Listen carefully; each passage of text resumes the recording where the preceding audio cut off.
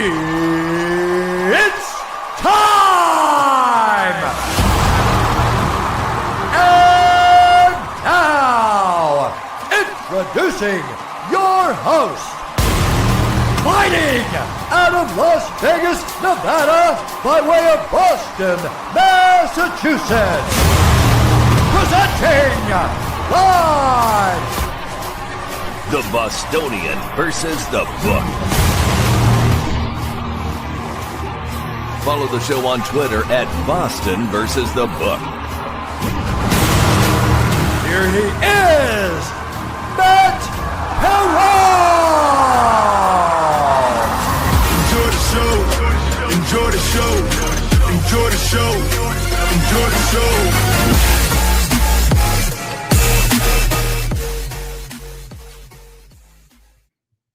What's up, Brigade? How are you? Welcome into a Tuesday's episode of the Bostonian versus the book, presented by BetCris Arizona. My name is Matt Perrault. You guys are watching us on YouTube and or on X at Boston versus the book. We're replayed on Sports Grid TV at 1 a.m. Eastern, 10 p.m. Pacific time, and we have our audio available wherever you guys need to get your audio podcasts in. You picked a good day because, woo, baby, are we hot today. We got a lot to get to. One, opening line, Major League Baseball. We're going to get into my five storylines that I'm the most curious about as we head to spring training opening up around the country, Florida and Arizona. We will get to 5 different storylines I am very curious about as we start. Now, these aren't projections or teams or picks or bets. That's all still to come later on as we get further into spring training. But there are some cool things, some interesting things happening here in Major League Baseball that I want to begin with. If you like the CFTC versus the sports betting industry fight, you picked a good show because news of the industry today is wild. The new head of the CFTC, a guy by the name of Mike Selig, has decided to go on the offensive, and he has decided to sue the states and the American Gaming Association and call out Chris Christie for essentially calling the sky blue when we're all watching what the Kalshis and the poly markets of the world are doing in the sports gambling space, as we are all reporting on the sports gambling space and what actually is happening in the sports gambling space when it comes to prediction markets. This morning, with an op-ed in the Wall Street Journal and then a very weird, like hostage style video, Mike Selig has decided that he is no longer going to allow everyone else to talk about the CFTC. He now is going to act like he's a tough guy, and he is going to roll on in, and he's going to say, I'll see you in court. Okay, by most people's legal opinions, you're going to lose, but let's see, because, hey, the government is on your side, and the government is doing what the government wants to do because the president's son is heavily involved in this, and we've been reporting on this for well over a year. And I like to think, and I'm proud of, that this show, The Bostonian versus the book, for the better part of 2 years, we have been talking about the enormous amount of urine being peed on all of us as the government tells us it's raining. And they must be losing because they're coming to Nevada and they're going to sue Nevada, and they're coming to states like Utah and Alabama and these states that do not want prediction markets because they believe that what happened with sports betting with the Professional and Amateur Sports Protection Act's repeal, led by Chris Christie, who I guess now, according to Mike Selig, is the head of the American Gaming Association. News to everybody in the industry that Chris Christie now runs the AGA. But okay, fine. You have this enormous amount of lying that has been going on. Let's just call it what it is. And they're now claiming that sports betting, Mike Selig, we'll get into it, but never said the word sports today. He never said the word sports. He said all the things, all the catchphrases that you want to hear. We're talking about the CFTC and prediction markets, about the impact on overall society in markets like farming and the weather. The things that everyone's betting today. What's the high temperature in Tampa, Florida? Everyone's betting that, right? Absolutely. Everyone's on that. So Here we go. If you are interested in that topic, you're going to love this show. If you're not interested in this topic, I apologize, but this is one of the new the things that when Dave and I sat down to map out what BvB was going to be, this is one of those topics that we talked about, saying we have to be involved. We have to talk about the industry. We have to be a sounding place where people who are, looking at the industry as a whole, that we want to be able to talk to the Steve Brubakers of the world. We want to talk to, the Dustin Gaukers of the world, the people who are covering the industry and people who are talking with an honest opinion about where sports betting is in America. Now it's about prediction markets and what is going on with prediction markets. And then, we never saw this coming in terms of the government involvement. We never saw the insider trading and what's been going on. Everyone is looking for a payout. Everyone who is so pro Kalshi and everyone's so pro Polymarket. And I have been approached by Kalshi. I've told you guys this publicly. They have approached me and they're like, hey, we want to sponsor your content. And I've said, absolutely, sure. Do you know what I've said about your content? And I never hear back. It's awesome. I just say, hey, full disclosure, I will take advertising dollars from anybody. Basically, if it's legal and you want to advertise on the show, absolutely. But you have to understand what my opinion is. And if you are okay with my opinion and you still want to sponsor the show, come on in. So if Kalshi wants to sponsor the show, come on, sponsor the show. I'm not going to stop saying what I'm saying. My show might be for sale. I'm not. My opinion is not for sale. And sports gambling is and should be under the jurisdiction of the states until a federal law is passed by Congress that then would put it under the purview of whatever entity that they want to put it under. But the idea that the CFTC can police sports betting and knows what it's looking at and understands the way the market is being manipulated is insane. It's just not real. We don't know the practical ways that they are implementing any protections for player and or the leagues.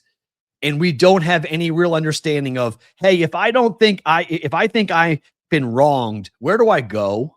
Who do I talk to? How do I file this? Do you care that my $200 bet, I'm getting screwed out of it? Do you care? Is there some type of formal process to go through that I understand that every state has? Is there somebody locally in my city that I can go and talk to? Right? Who is the gaming control board for the U.S. damn government? Mike Seelig? Do I get a hearing with him? By all accounts, you guys have gutted the Chicago investigative office. There's like 2 guys up there left in Chicago to investigate what's going on with crypto scams and everything else going on with insider trading. This is grifting on a whole nother level of what's going on right now. And they want everyone just to stop talking about it. That's the MO for this administration, right? Stop talking about what we're talking about. Stop talking about everything that you guys care about because we don't like it. Hold on. I got a lot to say about Mike Seelig. He was, today. Unbelievable what he did coming up here for today. We do have a ton of college basketball to bet tonight. I have 5 plays I want to give you guys and talk about from a college basketball standpoint. There is nothing but college basketball today. The hockey, fine. You want to watch, Switzerland play hockey today, go ahead. But there's nothing. Both Canada and the U.S. are not playing today in the Olympic hockey tournament, so we don't have that to talk about. The women played yesterday. They're in the gold medal game on Thursday up against Canada, so we don't have that to talk about. There's no NBA. There's no NHL. Oh my.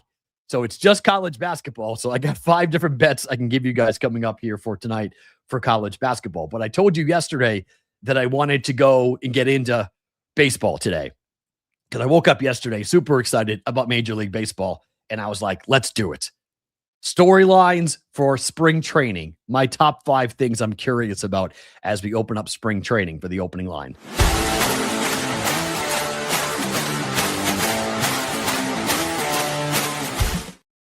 The opening line is being brought to you by our friends at Huel. Here are the storylines I'm really curious about as we start Major League Baseball spring training around the entire country, mostly Florida, Arizona, obviously. This is being brought to you by our friends at Huel. If you guys haven't gone and checked out the offer, 15% off. The code is BvB by going to Huel.com/BvB. It's February. Are you still on your fitness journey? Have you guys gone and tried Huel yet for your protein? The ready to drink shakes, you got 40 grams of protein in that. If you go to the 35 grams of the ready-made, 40 grams of protein for the powder. You can create your own or grab it just out of the fridge like I do. I use both. I have the powder and I have the ready to drink. I had that yesterday. I had the powder this morning. When you're busy, it's awesome to have this because you get 27 essential vitamins and minerals. It is gluten-free. It is vegan. It is simple and easy to keep your protein levels high, get yourself back on track, or keep yourself on track this season, this winter bulk up season, as the kids call it. Go to Huel.com/BVB or use the promo code BVB at Huel to get 15% off your first offer from Huel. Let's talk Major League Baseball. Today, this one started today, and this is bad, okay? This is not what you want to have happen. Well, I guess first, let me show you this. These are the grades from Yahoo for Major League Baseball teams as they enter spring training. Baltimore Orioles, A-. Atlanta Braves, B+. Chicago Cubs, A-. Dodgers, A+. Yuck, as we all know. Mariners get an A-. So some interesting numbers here. Blue Jays get a B. Red Sox get a B. Yankees get a B. Orioles get an A- in the American League East. You've got the Brewers with a C+. More on them here in a second. Really disappointing with what's going on here for Milwaukee. The Cubs get an A- for what they have done heading into spring training. But for number 5, this happened today. Tony Clark quit today. Heading into one of the most contentious years in Major League Baseball labor disputes, Tony Clark has got himself all wrapped up in a story that doesn't really impact Major League Baseball. But he resigned today. He just upped and said, okay, I can't be a part of this, and so I'm walking away. He has been involved in an Eastern District of New York investigation into the finances and other dealings of the Major League Baseball Players Association, including questions about One Team Partners. That's a multi-billion-dollar group licensing company, partly owned by the union, and the Players Way, a youth baseball initiative, according to sources. Clark's resignation casts quite the shadow over negotiations already expected to be the most contentious in a generation, with baseball owners expected to push for a salary cap likely to prompt a lockout upon the current CBA's expiration coming up on December the 1st of 2026. This is not good, guys. We've talked about the fact that I believe that we're going to lock out in December, and then we may not play baseball for the entire 2027 season. Tony Clark, whether you like the guy or not, there is consistency and there's continuity with a guy who has been through a lot with the Major League Baseball's Players Association. Now, was he embezzling? Was he doing things wrong? Was he sending money where he shouldn't? We'll let the authorities work all that out. But just from a labor situation, what direction will the PA go now when it comes to these contract conversations? You don't want Tony Clark, who was the first former player ever to head the union, now being out. He's been the head since 2013. He has been a consistent voice for the union as they go into this really difficult situation with the owners. The owners want the Dodgers to stop. The owners want to create a situation where there is a maximum amount of money that any baseball team will be allowed to spend. I am on the other side. I want a minimum. I want, if you are a baseball owner, I want a floor. If I was a player, I would actually consider a salary cap in order to level the playing field. But with that concession would then be a floor. I would say, hey, if you guys want to say, and I'm pulling numbers out of my butt, okay, let's just say $300 million, okay? So if you want to have a salary cap of $300 million and it's a hard cap, you can't go over it, not like what the NFL and the NBA does with 1,000 different ways of getting around the cap, but actually a hard cap. This is the maximum. Well, then there has to be a minimum. You have to spend $150 million a year. If you want to be a Major League Baseball owner, you must spend $150 a year on your roster. So you have $300 million and $150 million, and we all live in there. Because what's going on with teams like the Brewers, what's going on with teams like the Marlins or the Rockies is a joke. There are teams that simply do not want to spend money and won't spend money. Even when their team is good, like Milwaukee, they won't spend money. And that's ridiculous. So to me, there has to be some forcing of the hand of owners that do not want to spend. And if you don't want to spend, get out. Sell your team. You have 2 years to sell your team. Your salary your floor must be above this on this date. And if it's not, you're out. We're going to go and sell your product to somebody else. We're going to force you out. So that's the concession that I hope what happens. I don't know if that's going to be the concession. I think we're far more likely to lock out and not have baseball and have a salary cap and not the floor I'm talking about. But I'm really curious to see what happens with that. Number 4, Nick Castellanos. Tomorrow, we're going to Philadelphia. We're going to talk to our guy, John Kincaid. We haven't talked to Kincaid in a while. He was going to join today, but he teaches on Tuesday. So he's going to come on tomorrow talking about Philly, talking about what happened with Nick Castellanos and this really awkward situation in which the Phillies just kicked him out. They ate $20 million. $20 million. They just said, forget it. He was owed $20 million in 2026. And he just said, the team said, go away. Go away. We want no part of you. Just walk out. Goodbye. You're done. This has not been a good situation. Teammates have known, according to The Athletic, for months that Castellanos would not return, that he would go elsewhere. And he found a team pretty darn fast. Today, he was signed by the Padres. Padres grabbed him. So what does he look like in a Padres uniform? That's what's can he still play? Padres National League team grabs onto a guy who might be really motivated to go and have a big year to stick it to the Phillies. That was a really weird deal. So we'll talk to Kincaid tomorrow about AJ Brown, what's going on with him, and about Nick Castellanos as to now we with the Padres. How did that whole thing go down? And we'll talk about the Phillies and the outlook on the Phillies. Number 3, the polar bear. How does Pete Alonso fit with Baltimore? The one thing that we talked about last year with Baltimore was their lack of power. They just didn't hit last year. They pitched okay, but they didn't hit. And they have all these young kids. Alonso, I wanted him in Boston. Instead, he goes to Baltimore. Loudest player so far in camp, Pete Alonso, no question. The vocal polar bear slugs first home run of Orioles live batting practice. There is a lot of hype around Pete Alonso, and there should be.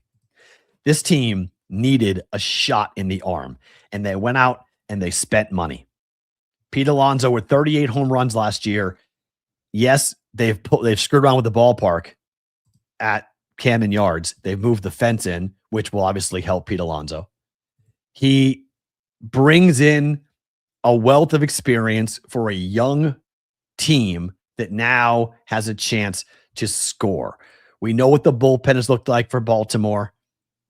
Things haven't been great. They don't have a true number one. They don't have an ace, but they have a bat. And I like the bat a lot with Pete Alonso with the Orioles. Very curious to see what happens with him. Number 2, the Brewers had an amazing season last year, made the National League Championship Series, and then did nothing to help their team. In fact, they just got worse, not better. They just got worse. I don't really know what the Brewers did. As Yahoo wrote this morning, doubting Milwaukee's operation might be naive, but for a franchise that's still looking to break through for its first World Series appearance in decades, it's simply disappointing to see a roster objectively in a lesser state than it was last year when it concluded. Regardless of Milwaukee's strategy on the trade market, its complete disregard for free agency is discouraging. This is crazy. Excluding the retention of Brandon Woodruff via qualifying offer, the Brewers have handed out 0 guaranteed major league deals this winter. They're the only team with that designation. And you know why? You see why I want a salary floor for owners. Splurging in free agency doesn't always equate to getting better, but Milwaukee's complete lack of spending stands out this winter, particularly when several other small market teams spent real dollars. How about just the team in their own division? How about the Cubs? Like the Brewers and Quinn Priester, they lost Peralta. They've lost, they traded away their third baseman. I don't understand what the Brewers' idea is for this. They're going to hope that they got a bunch of young kids that come up and perform. I mean, if you're Christian Yelich, you're like, we were one series away from the World Series. We played and pitched so well, and we ran into the Dodgers, and we got beat. We got beat by the best team with the best player of all time. There's nothing to be ashamed about that, but try to get better. Try to keep going. That is not what happened. That is not what happened with the Brewers. They just white flagged it. They're like, too much. Sorry. Giving the division to the Cubs. I don't understand it. I don't know why. Why? It stinks.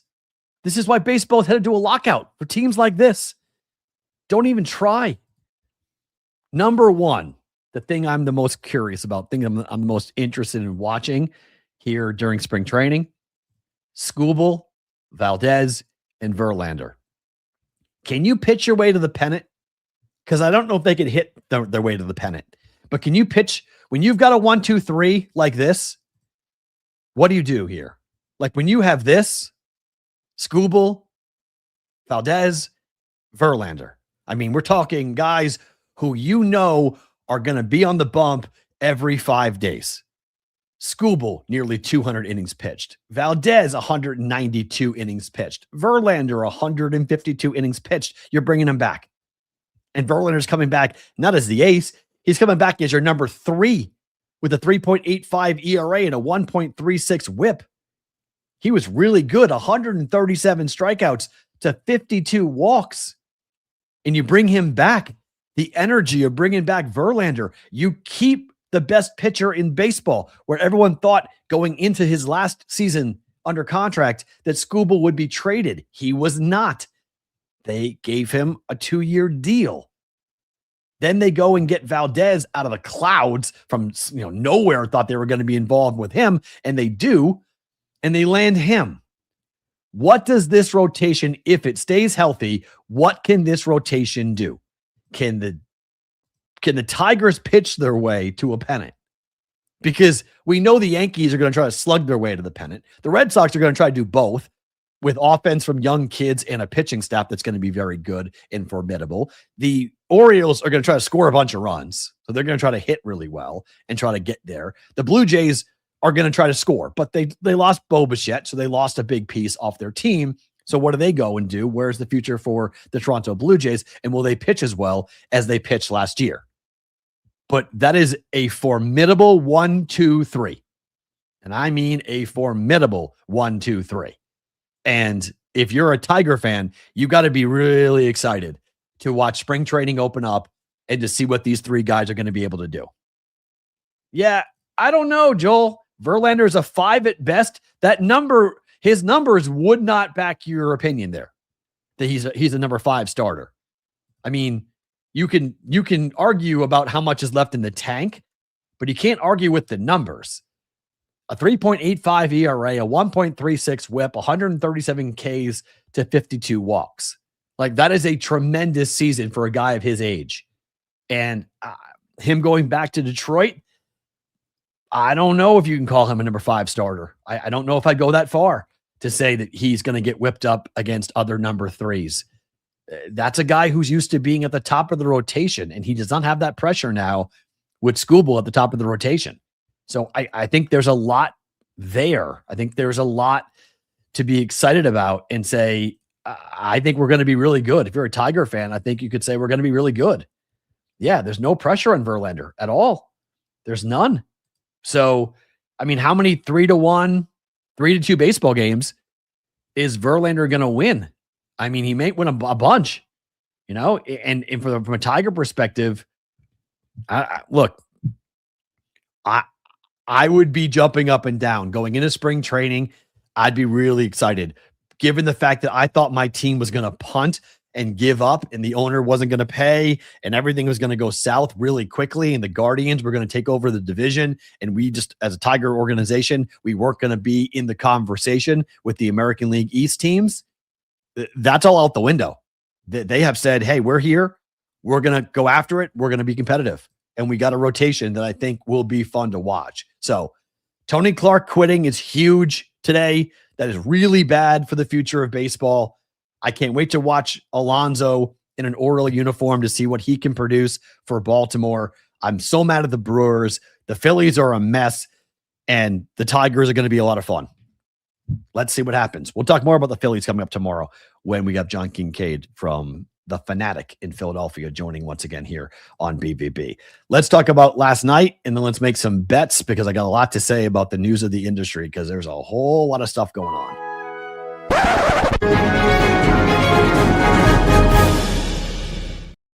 All right, let's talk about what happened last night. Number 6, Iowa State with a heck of a late rally to beat number 2, Houston. Game goes over like I thought it would. I liked Iowa State. Iowa State beats Kansas and Houston in back-to-back games at Hilton Coliseum.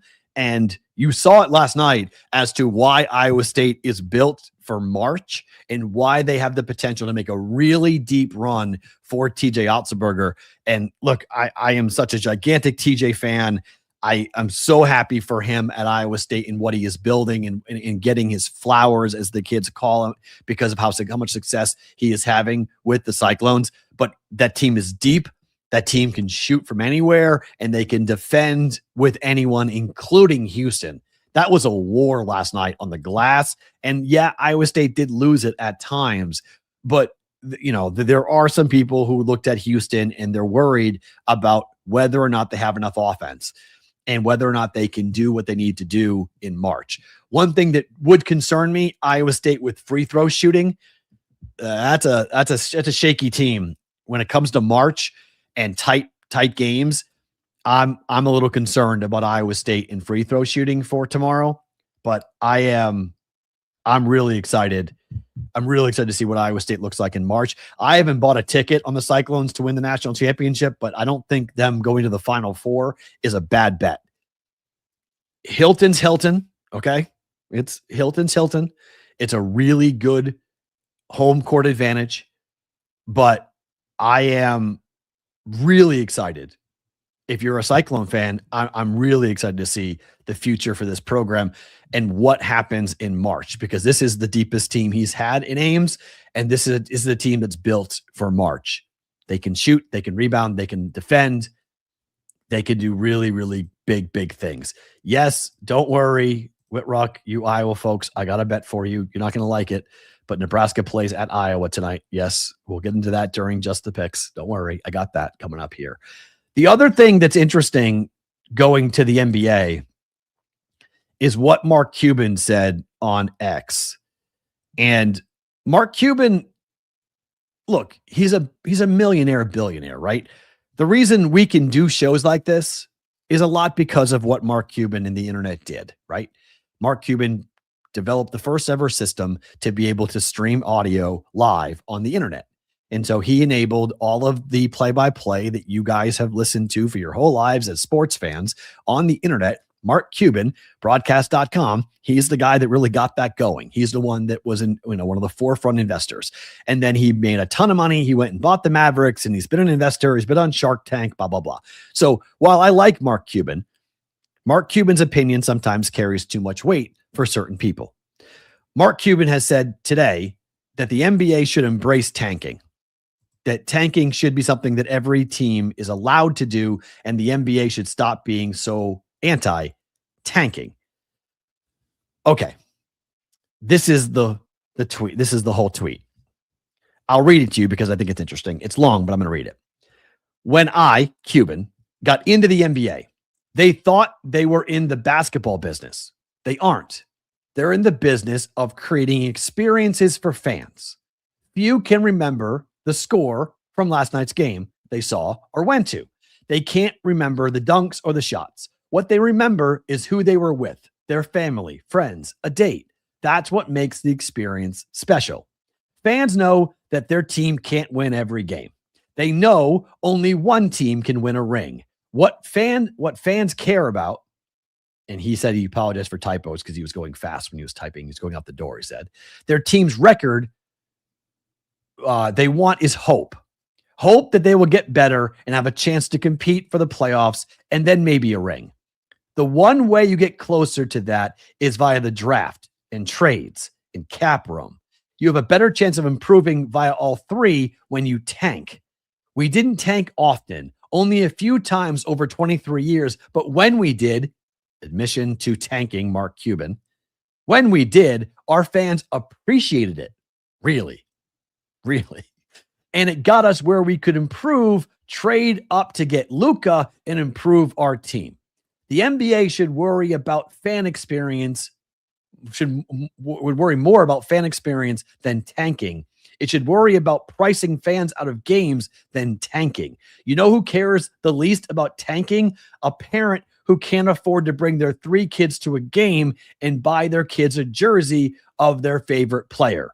Tanking isn't the issue. Affordability and quality of game presentation are. Well, we got a whole lot of things to unpack there, Mark Cuban. First, you as an owner, you admitted to losing on purpose. That in itself brings its own problems, okay?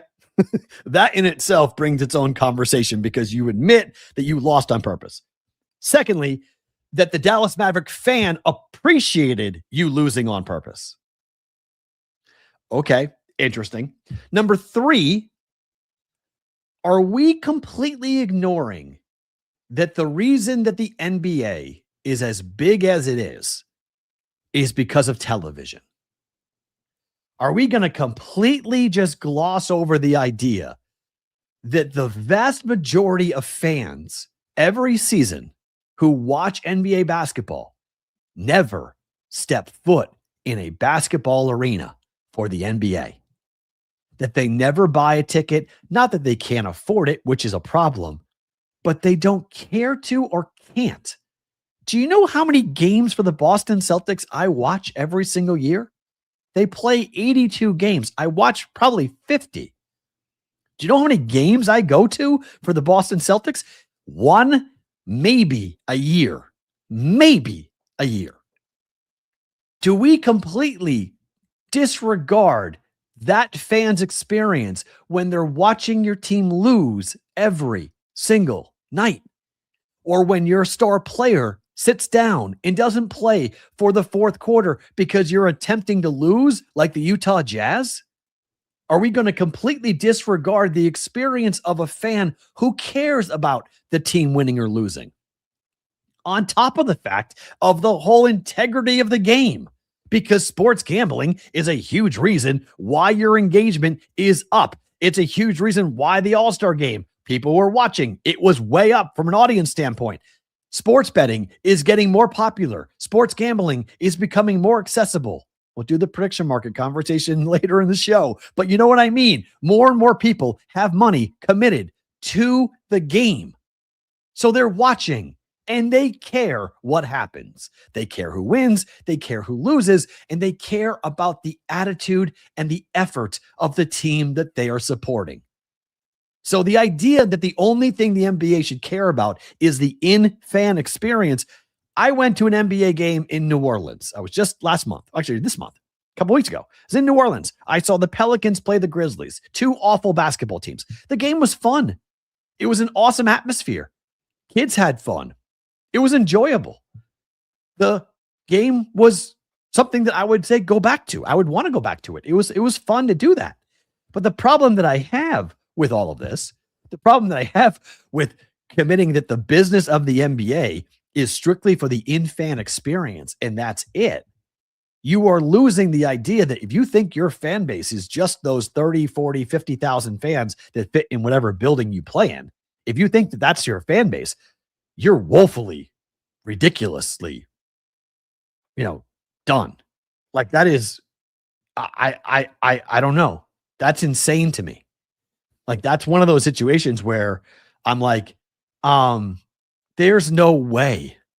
Like there's no way that this is possible for an owner to think that the only people you care about are your ticket buyers or the fans that show up. And you can talk about, yes, I agree. Affordability is a big question, a big problem, and making sure families can afford to go to games and then making the in-game experience as fun as possible for fans is, but the majority of your fan base are sitting at the couch on their couch watching the game. They want to watch a winning product. They want to spend 2.5 hours watching their favorite player perform. They want to watch Luka play in a Maverick uniform, not being shipped to Los Angeles to play for the Lakers. Like they want to watch Anthony Davis, who they got back in the trade, not be sent out to Washington because that guy can't stay healthy. Like the idea that fans don't care about winning is wild to me. Like, what do you mean fans don't care about winning? I mean, maybe I'm in a sports bubble, but most of the people that I are friends with that watch sports in general care about whether or not their team is trying to win. Look, every fan knows that only one team can win, but every fan wants their team to try to win a championship. It's not the idea that we are requiring every team to win. My team must win every single year. That's not what we're talking about. We're talking about you must try to win every single year. That's what every fan wants. Fans don't accept losing. They don't accept tanking. They don't accept giving up. And the fact that as an owner, you're that cavalier, Mark Cuban, of just saying, hey, we're going to spend 2 years losing because that means we get Luka. And our fans are going to be okay with that. Our fans are going to be like, yep, we're good. Huh? Tone deaf. That's the only way I can describe this. It's tone deaf. Why are we fans otherwise? Like what creates a fan? The desire to watch the team you like the best win, right? Like, I don't know if Cuban has been around just too many fair weather fans or has been around too many of this like wine and cheese crowd up in the luxury suites, but I can tell you that real fans care about winning. Real fans care about effort. Real fans do not want a team to tank, and they want their best players on the court, not on the bench in street clothes. So the fact that the in-game experience is being highlighted by Mark Cuban over tanking, losing on purpose, the star players not playing, those are all the things you hear from your constituency. That's the people that buy the tickets. That's your constituency. I don't know who you're talking to, Mark Cuban, but the idea that tanking is not a problem, that the NBA should embrace tanking and that fans are going to be okay with it, the integrity of the game is at stake with that comment, which is all Adam Silver has talked about for the last, 5 years. Integrity.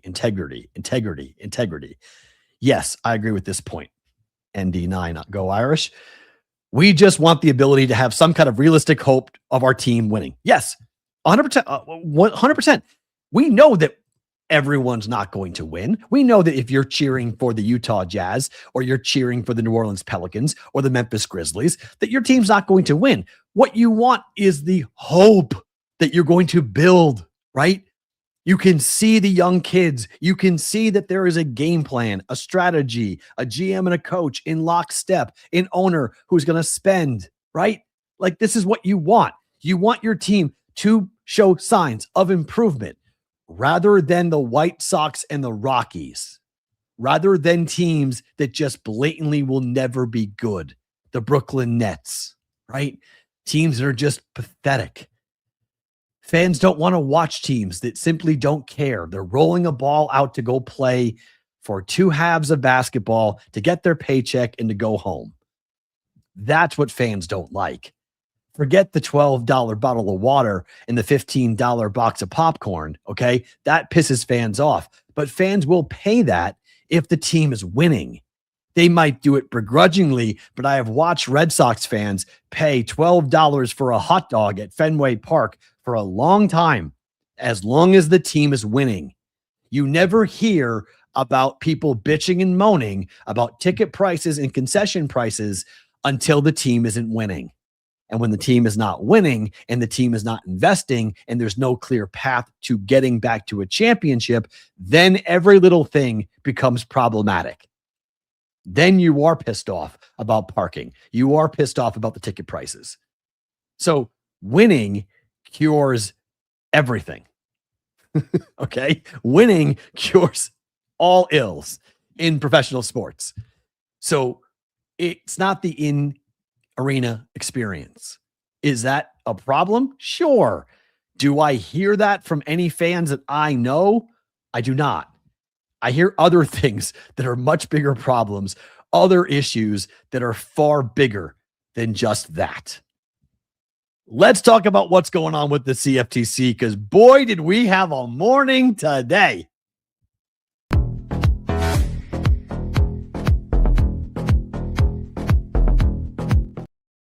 Sorry, I didn't want to play for whatever reason. News of the industry.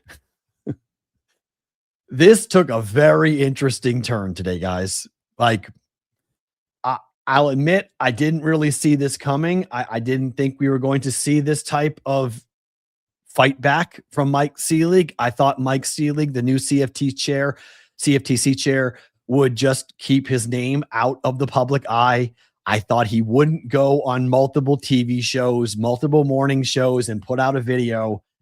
But Mike Seelig, the head of the CFTC, the Commodities Futures Trading Commission, went public today with a social media post saying that the regulator had filed a brief arguing that states do not have the authority to regulate the products that they're claiming that they do. In a video posted to the social media site X on Tuesday, Mike Seelig said the regulator has filed a friend of the court, or a amicus curiae brief. I'm not a Latin guy. Sorry if I'm mispronouncing that. To defend its exclusive jurisdiction over these derivative markets. That's a quote. On Monday, the CFTC chair penned an op-ed for the Wall Street Journal outlining a similar sentiment. In that op-ed, he said in the brief that it would be filed in the Crypto.com's lawsuit against the state of Nevada and the U.S. Court of Appeals in the Ninth Circuit. That appeals court case followed a judge's decision to deny the business an injunction that would have allowed it to keep offering sports contracts in the state of Nevada. The brief is not yet made available to the public for the docket for the case. Seelig's video does not specifically mention sports event contracts, which is the whole damn point of this, by the way, which have been the subject of all the state lawsuits. To at any point instead he referenced contracts on weather and current events. Last month, Seelig said during his confirmation hearing that the CFTC would make its voice heard in prediction market lawsuits, but he was willing to let the courts dictate what would happen. He said that publicly. The courts, that he was going to allow the courts to play out, that it was going to be okay. That let the court cases go. Nope. Instead, he's going to go to the court himself to make this happen. There are so many hysterical tweets on this, but let's just put up a couple of them. This is the governor of Utah. Mike, I appreciate you attempting this with a straight face, but I don't remember the CFTC having authority over the derivative market of LeBron James's rebounds. These prediction markets you are breathlessly defending are gambling, pure and simple. They are destroying the lives of families and countless Americans, especially young men. We can debate that a different time, Governor. They have no place in Utah. That I would agree with if you don't want it. Let me be clear. I will use every resource within my disposal as the governor of the sovereign state of Utah and under the Constitution of the United States to beat you in court. Utah. This is the governor of Utah. That liberal bastion of Utah is going after Mike Seelig in the wake of this. It keeps going. CFT's chair continuing crusade in favor of prediction markets after saying he deferred to the courts before being approved in December. He is now telling the courts that the CFTC has exclusive jurisdiction over prediction markets. He frames state lawsuits as overreach. Daniel Wallach, a friend of the program, legal scholar, a guy who's covered the sports betting industry for a long time from the legal standpoint, C-League's Wall Street Journal op-ed doesn't mention the word sports, relies on the Onions and movie box office receipts exclusionary language as given the CFTC exclusive jurisdiction over all PMs, prediction markets, and says courts are rewriting the law. He's about to get a harsh Looper Bright reality check. I don't know what that is. I'm not a lawyer. I'm guessing it's not good. In this whole video that Mike C-League came out with today, he didn't talk about sports. It's the only bleeping thing that the states care about. They don't care about a prediction market, about whether or not it's going to rain in California today. They don't care about whether or not you want to talk about the price of soybeans in China and you want to bet on that. Nobody cares about that. What they care about is the 85 to 90% handle of Kalshi's sports betting business. They care that Kalshi has advertised into Utah, into California, into Texas, saying we are legalized sports betting. They have advertised this. They have marketed this to people who are there in those states claiming it is legal, it is live, and you can bet on sports in those states. They have since backtracked and pulled back and tried to do different shell game conversations about all this, but the cat is out of the bag when it comes to this. Thank you, JC from KC. The Loper Bright Enterprises versus Ramanando is a landmark 2024 Supreme Court case that overturned the Chevron deference doctrine, which previously required courts to defer to federal agencies reasonably. Oh, interesting. So it's interpretation of ambiguous laws. This is legal gobbledygook to the upteenth degree. But if it walks like a duck and talks like a duck, we have all had this conversation for so long. Soybeans are up to 11.42. Thank you for that, Sonic. People in Iowa and Nebraska care about that. That's important. That's important to them. Their whole business is based around the price of soybeans and the tariffs and soybeans. That's what the derivative market's supposed to be caring about. Just FYI, in case you're worried, and wondering, well, he says that prediction markets have always been here. Yep. The new angle is the interpretation that this companies are making, that now they're claiming, well, we could actually do this across a 50-state solution. We can do this across the whole country, because if only the CFTC is who we answer to, well, then the Gaming Control Board in Pennsylvania, Iowa, Illinois, Ohio, they have no legal justification for stopping us. And we can create some user interface that makes people think that they're betting on a sports book, even though they're buying a prediction market, even though they're buying into this prediction marketplace. Well, it looks like a book. It has a line like a book, and I can just take whatever rake I want to take off of it. Because in a sportsbook setting, there's a house minus 110. There's no house in the prediction marketplace. What there is a fee. And so the house never loses. Kalshi never loses. Only you will lose, but the house will take their fee regardless of what happens in the outcome. All they want is action. They just want to create handle, and they're going to charge for the transaction. Every transaction comes with a fee, and that's how they make their money. And that's why it's so profitable, because there is no losing opportunity for the house. The house can't lose. That's why it's great to run a prediction market. It's just about the fees.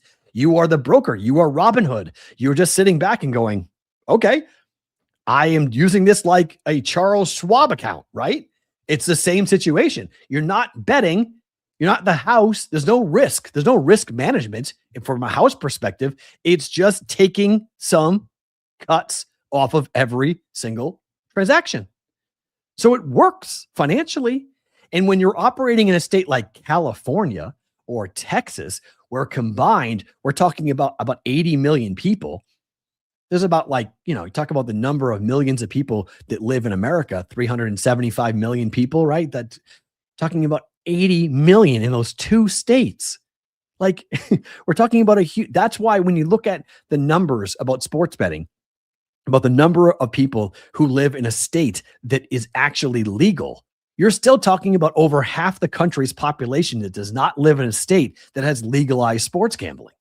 Yes, Florida has Hard Rock, so they have one. New Hampshire has one, but there are big states out there that Missouri just went legal last year, but Texas, Oklahoma, California, they're not legal. And we're talking about a huge chunk of America that does not have access to legalized sports gambling. So it is wild to see how this all goes down and how people from the CFTC side, how they are claiming this to be legal and this to be totally okay. Except if you ask them, would you be willing to give up the sports side of things to quiet this down? The answer is no. And that's why Chris Christie, who is the godfather of PASPA, he is the godfather. This is his legacy. Sports gambling in America is his legacy. And all these people that spent years working to get PASPA repealed, our friend Joe Brennan Jr., who has worked for Prime for a while and now is doing other things. Joe Brennan Jr. was on that case in New Jersey. He spent years of his life to get the thing pulled off of the books, to go to the U.S. Supreme Court, to hear from all the leagues and everybody about how negative and how nasty it was going to be. And now the exact opposite is happening. Now you have a 50-state solution platform coming in and claiming that the states don't have the authority that they were given by the Supreme Court. And so these court cases, Nevada and New Jersey and Massachusetts, I mean, these are the places, Maryland, these are the battleground states in which Kalshi is losing left and right. The reason why Mike Selig is out here today, if you want to know why did he do this, why is he talking today? The reason he's talking today is because Kalshi and the prediction markets are losing in court left and right. Nevada just hasn't implemented it yet, okay? Kalshi lost. Kalshi is not going to be allowed to operate in Nevada. It's just a matter of when the judge says you're done. In Massachusetts, Kalshi is not going to be able to operate because the judge said you must geofence the entire state and you must show us that you're capable of geofencing the entire state and prove it, that you can handle that geofencing, which is our state law. Kalshi said they couldn't do it. And they're suing the state in the ruling saying you can't make us do that because that's not fair for how much money it will cost us to go ahead and have to geofence the state of Massachusetts. Which Mass is saying, well, how do you keep people away who are not in the state from using Kalshi? We've got Connecticut, Rhode Island, New Hampshire. We got Vermont. We got New York. We have all these different states that are bordering us. If I live in a border town, if I live on the New York side of the state, on the side of the border, I can bet into a Mass Kalshi product. That's what you're telling me. How do I know where they are? How do they know where they live? And Kalshi can't answer that. So this is, it's such about a legal gobbledygook. It's so complicated, but it's wild. I mean, it is absolutely wild to watch as to how this whole thing breaks down. In closing, our friend Steve Brubaker, who I love, there is a single aspect of prediction markets that is controversial: sports betting, which began 1 year ago. No state is trying to stop any of the other offerings that have been around for many years. The debate and eventual resolution would be so much easier if the straw manning stopped. Which again, Mike Selig never mentioned the word sports during the video he put out earlier this morning. In that video, watching him right there on your screen, I went, why do I know that guy? Why have I seen that guy before? Why has that type of personality? He's Philip Green. Anybody remember the movie Casino? Philip Green, who was the real estate and casino executive who was brought in by the mafia to come in and run the Tangiers Casino in Las Vegas during the 1970s. Do you remember? This guy is Philip Green. He's Philip Green. I couldn't believe it. I was like, oh my gosh. Philip Green was a real person, by the way. Now, the actor that played Philip Green, but that's Philip Green. I was like, that's crazy. I was like, we've seen this story before. I've seen that guy before. It's Philip Green. Straw man put in place. Puppet told what to do. Told what to sign. Told where to be. What to say. What to represent. We've seen the story before. We've seen the story before. It didn't work then. I'm not so sure it's going to work now. What a wild day. This week, buckle up. I guarantee you there's going to be more. We'll talk about this. We'll cover this story for the next couple of weeks because it's not going anywhere. But the CFTC going on the offensive shows you they're afraid. Shows you the government's afraid. Those who have been lining their pockets, who have been in the administration, who have been able to capitalize on what's been happening in the prediction market world. Yep, they're losing and they're worried about it. And thus they have to go on the offensive now and put, I think, Mike Seelig in a place that they didn't think they were going to. Mike Seelig, by the way, has never litigated anything in his life. He's not a lawyer. He's not a lawyer. And yet this is your front-facing guy? Okay, let's make some bets.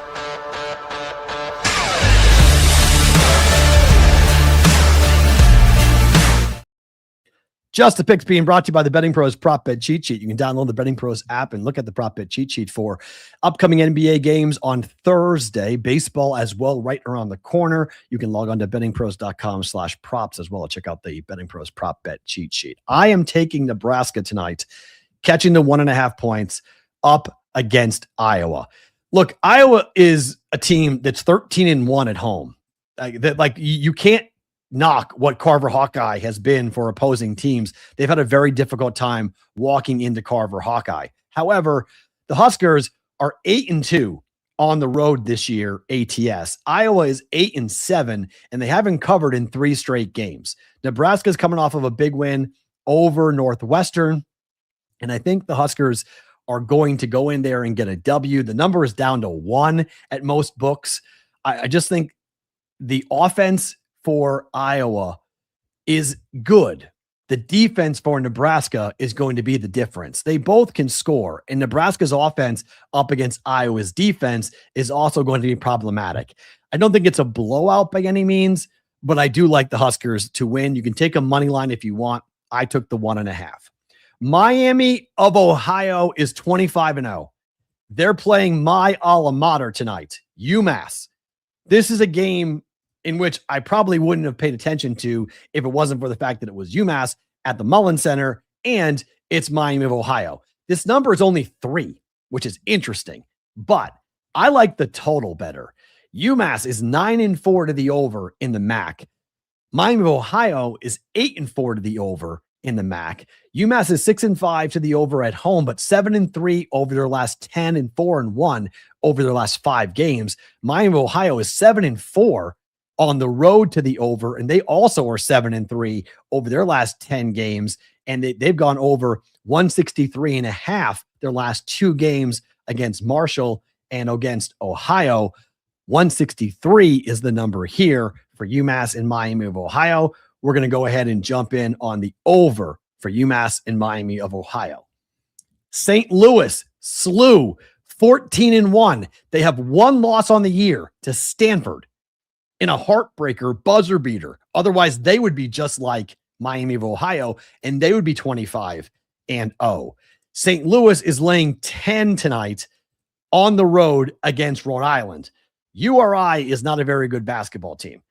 This is important for St. Louis because St. Louis needs to stack wins because they need an at-large bid if they don't win the A10 tournament. It's a one-bid league. They're 15-7-2 ATS this year for St. Louis. They're 8-3-1 in the conference in the A10, but they're just 4-3 ATS on the road. But Rhode Island is 4-7-1 ATS at home, and they haven't covered in 3 of their last 4 games. They haven't covered their last 2 home games where they were laying 5 against Fordham. They lost by 5, and they were laying 6 against Richmond, and they won by 5. On the flip side, St. Louis beat Loyola Chicago by 27 points, and they beat LaSalle by 24 points, covering both those games. They pushed against Davidson. They laid 9 and they won by 9, but they beat Dayton by 31, laying 9.5. So they are 3-0-1 ATS over their last 4 games, and they are 2-0 on the road ATS over their last 2 road games. The game of the night, Michigan, Purdue. Everyone seems to be on the dog at home. I would lean towards Michigan in this game, but I'm going to take the total instead and go over. Why? Because I feel like there's some groupthink going on here. Everybody was on the under last night for Houston and Iowa State. Game went over. Now it should have flown over, but it went over. On the flip side, I think everybody's saying this game should go under because of what's happened recently, where 2 of the last 3 games for both these teams have gone under. Game against UCLA, last time out for Michigan, went under by 13.5 points. Same thing for the Iowa game against Purdue, under by 7.5 points. But we're talking about 2 teams that play up-tempo. Purdue is number 2 in adjusted offensive efficiency, going up and down. I think we're getting points. I think we're getting points here. I do like Michigan. I think Michigan goes in there and wins, but I like points. I'm playing the over 157 for Michigan and Purdue. And speaking of the over, I'm going back to the well for a 3rd straight time. I've missed my last 2 bets on North Carolina on the over. Didn't go over against Syracuse, didn't go over against Duke, didn't go over in their last game. But I think they finally find a dance partner here in NC State that the games go over. This game at 158.5 finally goes over. I think we see both these offenses come to life. I think both these offenses score tonight. If you look at the totals, North Carolina State is 16-10 to the over. They're 8-2 to the over their last 10 games. North Carolina, after a crazy run, last 3 games have gone under. After going 8 straight games to the over, they have regressed. But I think that helps this number going down to 157.5 or 158.5. I like the over in this game. North Carolina, NC State over 158.5. If you guys are watching live, don't move. Favorite thing about today coming up in bonus time. If you guys are watching on the replay on Sports Grid TV, thank you for being here. We're back tomorrow, same place, same time for a Wednesday episode of the Bostonian versus the Book presented by BetCris Arizona. Bonus time starts now.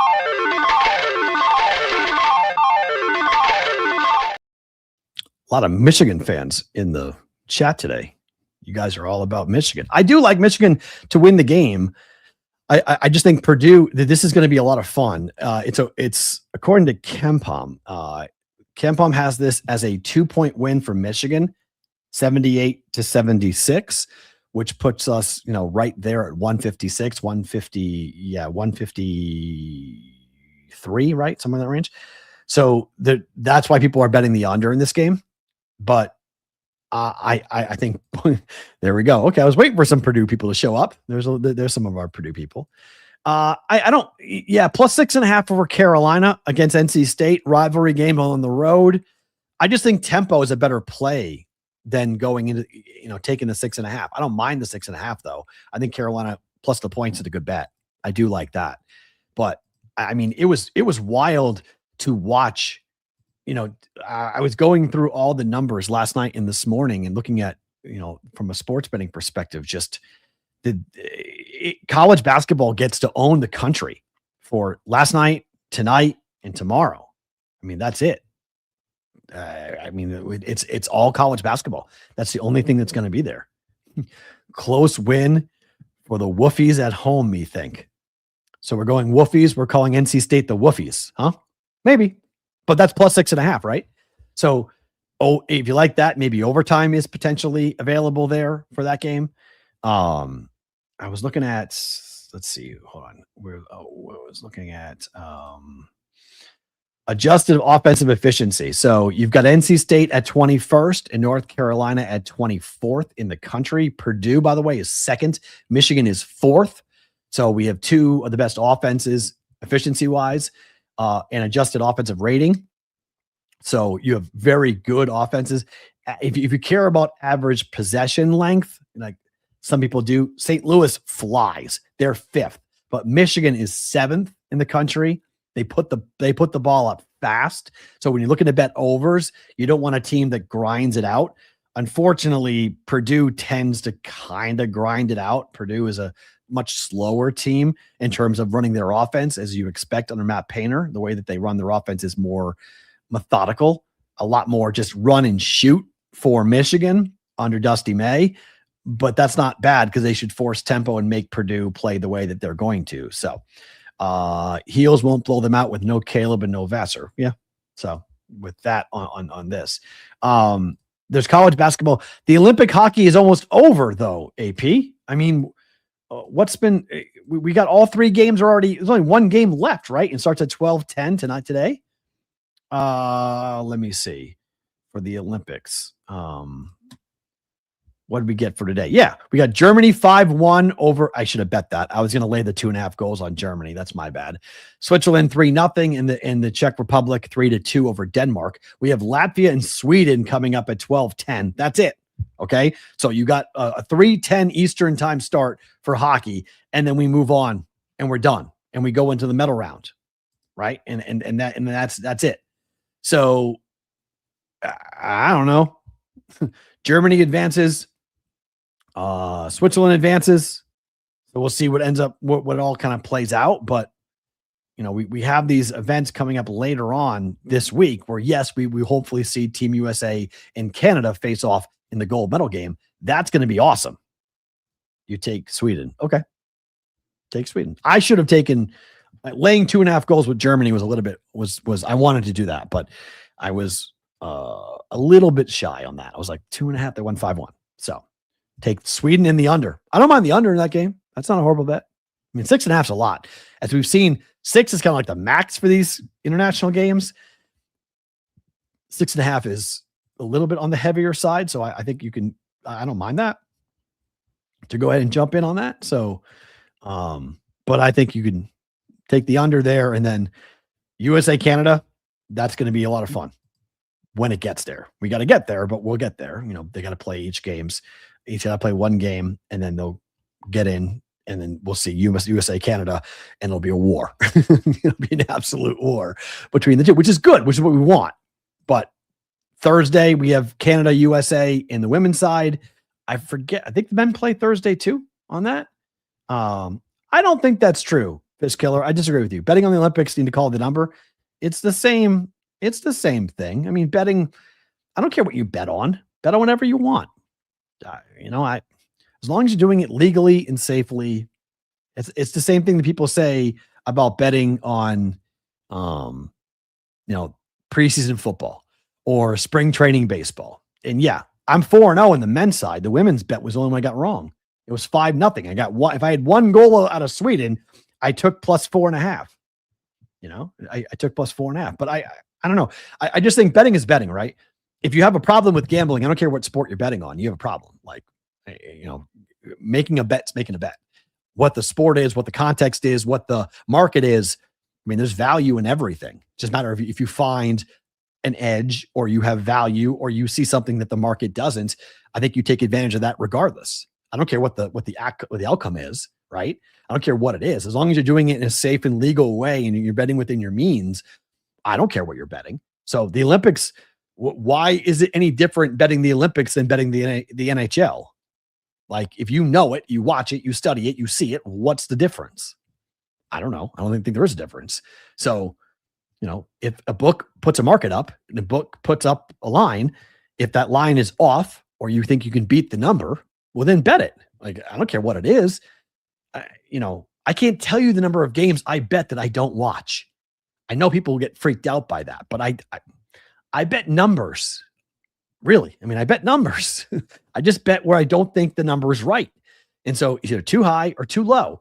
And so I know it bothers people a lot in the sports gambling situation. It bothers people a lot when it comes to what somebody is betting if they aren't an expert on the sport. Like on the Daily Juice podcast that I tape every day for betting pros, I catch myself making mistakes all the time. Like I make mistakes. I'll say things that are just like not right. I'll say a player who I thought was on a team who's not on a team, and that like freaks people out. They're like, you don't know what the hell you're talking about. And then the bet cashes and they're like, silence. Like there's nothing to talk about. Well, the reason I'm cashing and hitting it is because I don't care who's wearing the laundry. I care about what the number says. If the number is not right, if the number's off, well, like I want to be on the best number that's wrong, right? So like the total set at 160 and it closes at 165. I want 160 or 161 because the market is telling us that number is wrong, and the math would tell you the number is wrong. And if you have the best number more often than you don't, you're going to be profitable in sports gambling. Like that's what we're attempting to do to beat the market. So are you going to win every bet? No. Is chasing steam smart? Not really. I mean, the Purdue-Michigan game, that total opened up, I think it was 151, right? I think that total opened up. Hold on. Let me see what that number opened up at. I think that's what it was. Opened up at 151.5. It's currently 157.5. Like, do I want 157.5? Not really. I don't want that, but it tells you what the market thinks. The market thinks that number is dead wrong. And when you go and look at Purdue with their tempo versus Michigan with their tempo, it makes sense that the game would land in the 160s, that both teams have a chance to score 80 points tonight. It's possible. Just like last night with Iowa State and Houston, that number was 134, opened at 133, closed at 136.5. I think it closed, and all of it went over. Every number went over. It didn't fly over. It was 155.5 at halftime live because the first half was crazy. Second half slowed down big time. I choked.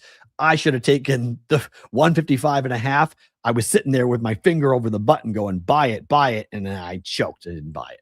My bad for not doing that. But I don't care what betting's betting in my mind. Favorite thing about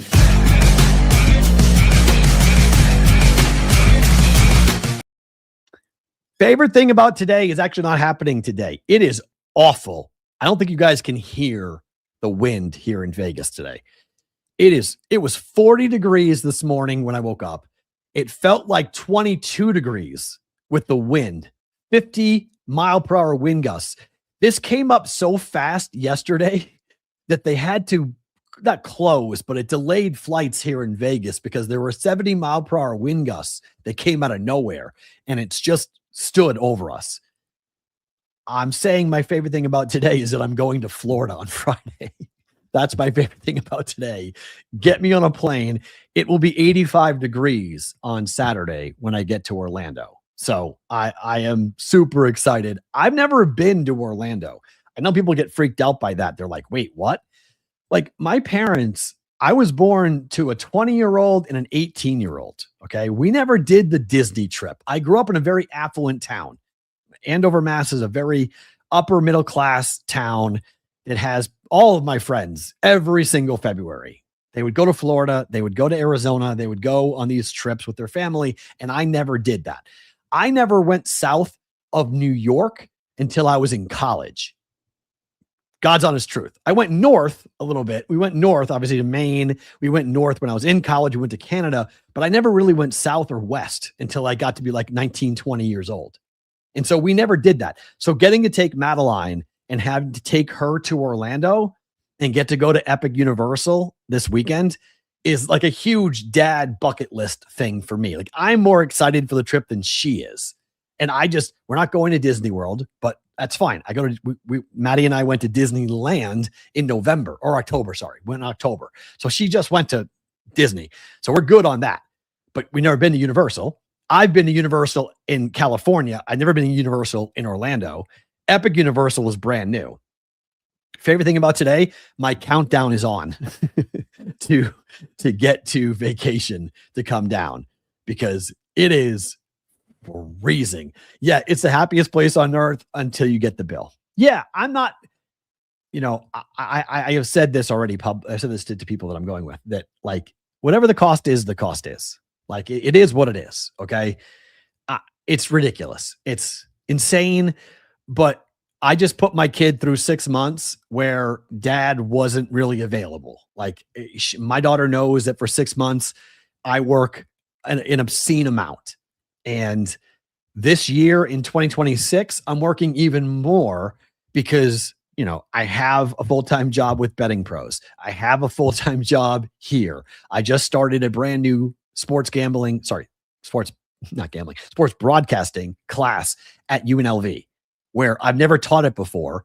And they essentially handed me the class and said, teach it however way you want to teach it. Okay. Like that's going to be nuts. So, okay, cool. Joel, Mario Land's cool. I'm excited. Yeah, I'm excited. And it's like walking into a video game. Let's do it. I'm in. I'm a Mario guy. I'm a Nintendo guy. So I'm psyched to go ahead and do that. So like I don't know. I am somebody who wants to enjoy life right now and not worry about the cost of it. Whatever it costs, it costs. Whatever I got to pay. And it's okay. Experiences now for me for the foreseeable future. I mean, we didn't talk about James Vanderbeek dying, but James Vanderbeek dying at 48 fucked me up for a couple of days. Like I'm 48 years old. If you remember, his career, who he was as an actor, for my generation, James Vanderbeek was in some of the biggest movies and the biggest shows that we all watched. Dawson's Creek, forever how cheesy it was and stupid it was, we all watched it. It was a huge part of, being a high school kid and watching that show and the friendships that they had, the relationships that they had. Him dying of cancer at 48, leaving 6 kids behind last week, just like bang, blew my mind.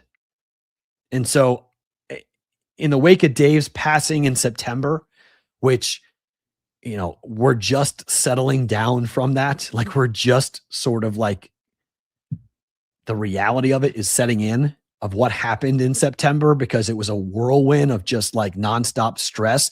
And when your cortisone level is where it was for me, I mean, one day I'll bring Amanda on and she can tell the story of how I was this summer and where I was this summer. The fact that that woman even talks to me still is amazing, given what I was like to be around.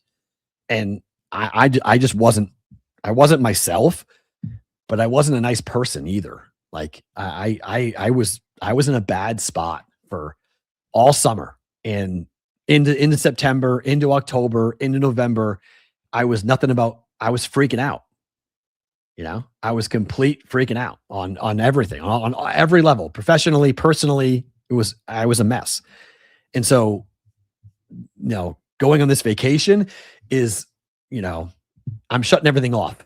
Like I'm shutting everything. I'm not doing the daily juice. I'm not doing BvB. I'm shutting it all off and just trying to do a reset because we have so much work to come up in 26. We have so many things to do in 2026. We have so many things I'm trying to plan and so many things I'm trying to do and trips I'm trying to take and just trying to be, as present as possible and spend as much quality time with my kid as I can. And, there's some big life decisions that are going to have to be made in the next couple of months, and not to do with the show, but like just with me personally. And I'm efforting to do it with a clear mind. I'm efforting to do it with a clear heart and, not to go all football show on you, but you know what I mean?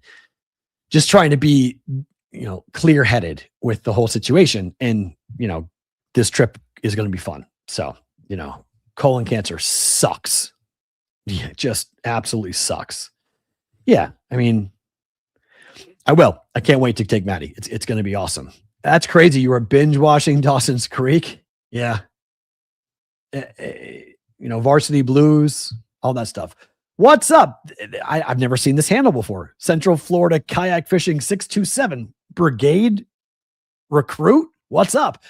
I am not trying to deal with, I'm staying in the park at Universal and the crazy traffic, I am not ready for crazy traffic. I am not ready for that at all. I'm trying to, stay away from that. But do me a favor and can you break it up a little bit? It's spring break. I get it. It's spring break for all the Northeast schools. So my daughter gets to get out of school a couple days and go down to Florida. It's going to be busy, but you know what? Who cares? It is what it is. Yep. That's where we're going to. I think we're going to start there. I think that's the starting point is going to be the Harry Potter exhibit is the first thing Saturday morning that we're going to. So I think because we're staying in the park, we get 1 hour access early to the park. And so we're going to go straight and knock that out and do the Harry Potter thing first.